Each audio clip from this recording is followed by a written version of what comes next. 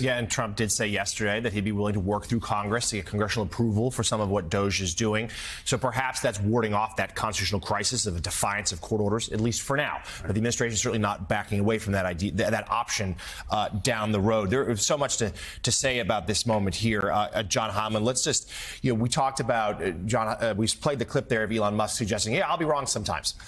He also said, we're going really fast, so we're going to make mistakes. And if we make mistakes, we'll correct them. But some of those mistakes could have real world implications. We're already seeing talk about massive research done for the Department of Education as to how to better serve students. That's going to be cut. We know about health research as such. That could be cut. We know USAID blown up, and we've cataloged for weeks now on the show. Isn't NIH already frozen? It's already frozen. NIH. I don't think. Yeah. Again, I think they're moving so fast.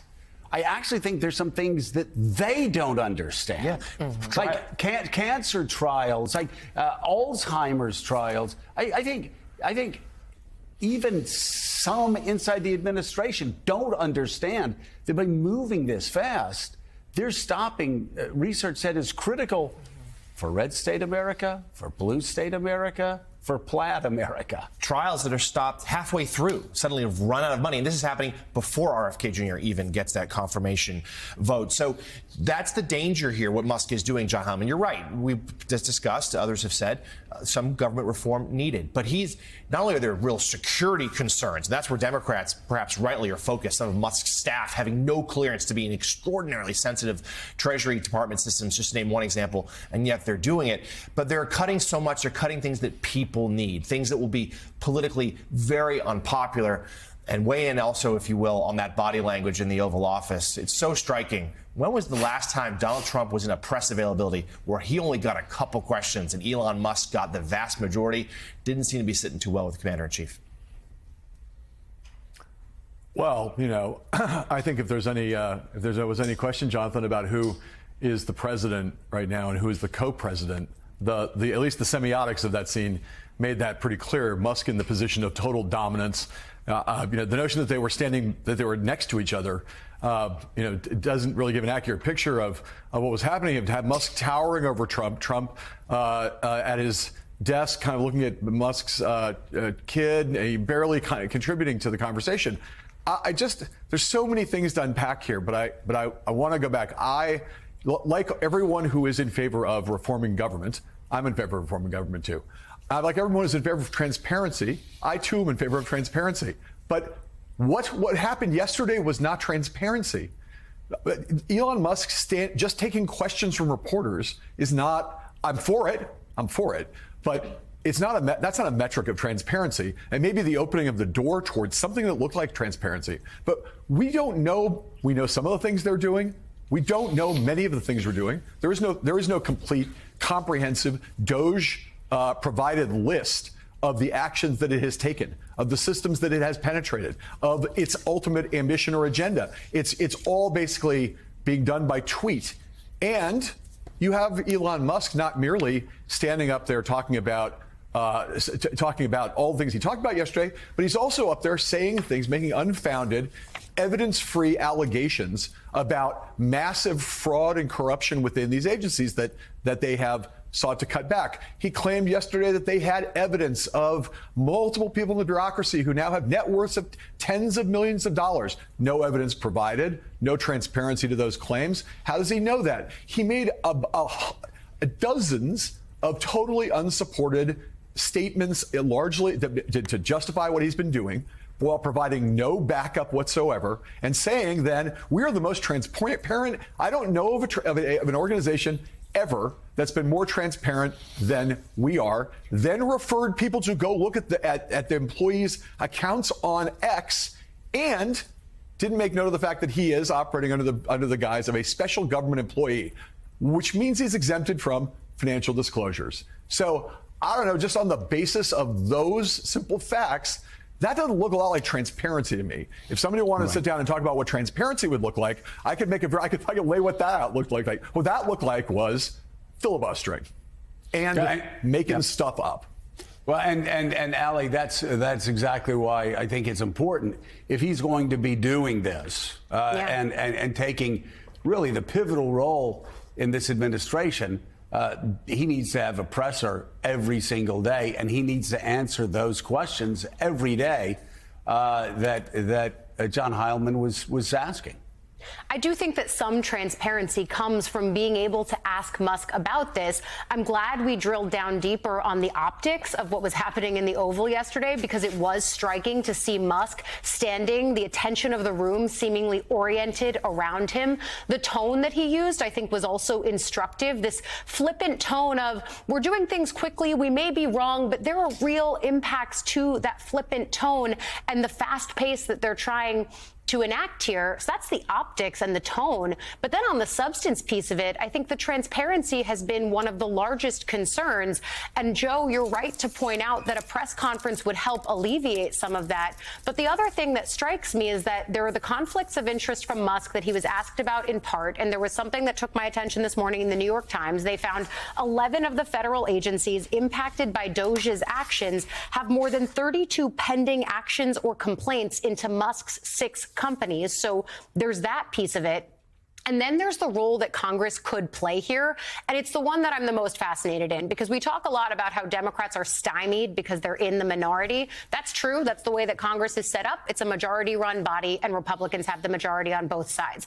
But starting this morning, there's a hearing in a subcommittee that's focused on Doge. For them, it's delivering on government efficiency. But Democrats on that committee have the charge of wanting to lend some light to what is happening within Doge, because it's not just questions about Musk's conflicts of interest. It's also basic questions about who are the staffers that are making up the so-called Doge entity. We've gotten a little bit of information about some of them, that they're 20-somethings with some concerning backgrounds. But this morning, my understanding is that Democrats on that committee do have subpoena power. They've been blocked at various points, but they are going to try to do some public records requests that could shed some light.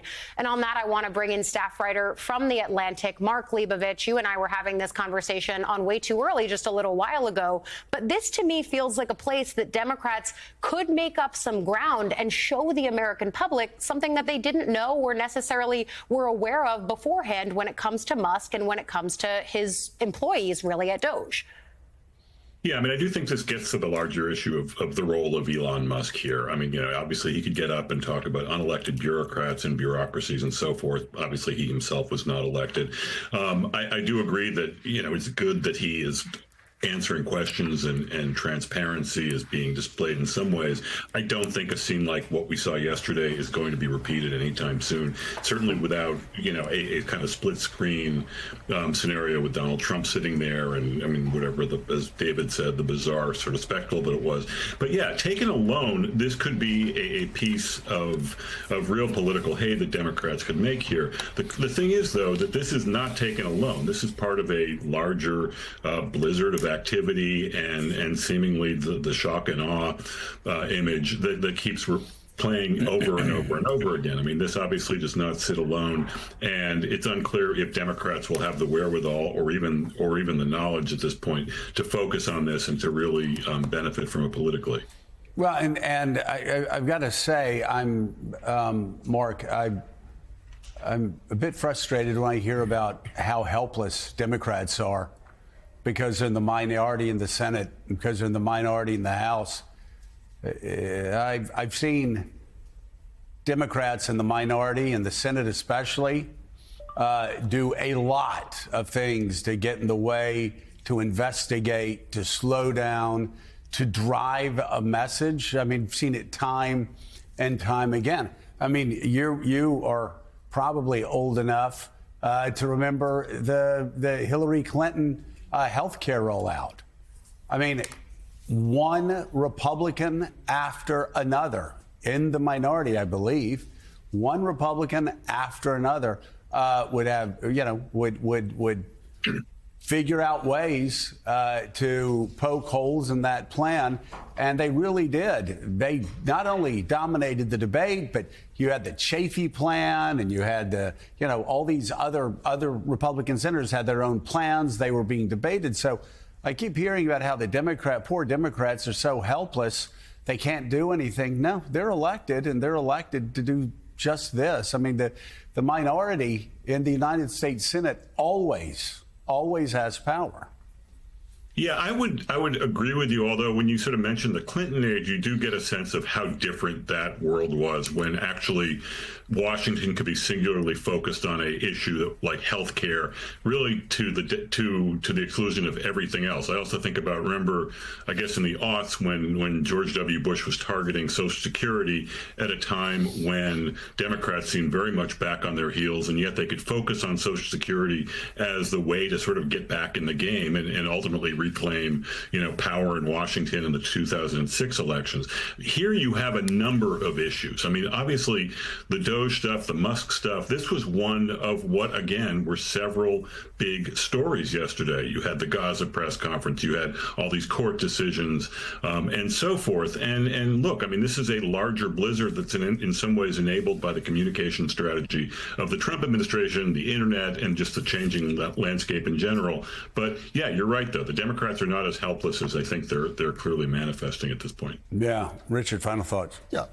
DOJ is about government efficiency, Joe. Efficiency traditionally means, last I checked the dictionary, this is ways of taking what you're doing, what your mission is, and performing in ways where you reduce costs, where you reduce the amount of inputs and you get the same or better amounts of outputs. Right. What's going on is a lot more than efficiency. What's happening at AID, that is not an efficiency exercise.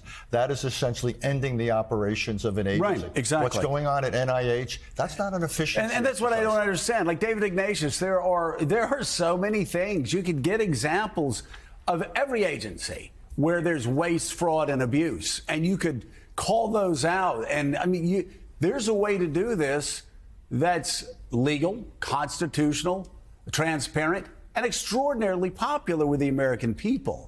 That's why this sort of politically shoot first and ask questions later approach seems to be reckless.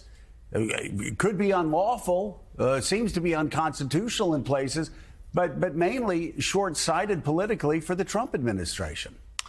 So, Joe, the rules are going to have to be set here by the courts. The Wall Street Journal this morning has a very useful editorial that distinguishes between the probably legal things that Trump and Musk are doing, the clearly debatable things they're doing, like dissolving whole agencies like USAID without any legal mandate, and then the obviously illegal things they're doing, like the birthright citizenship is the most obvious example.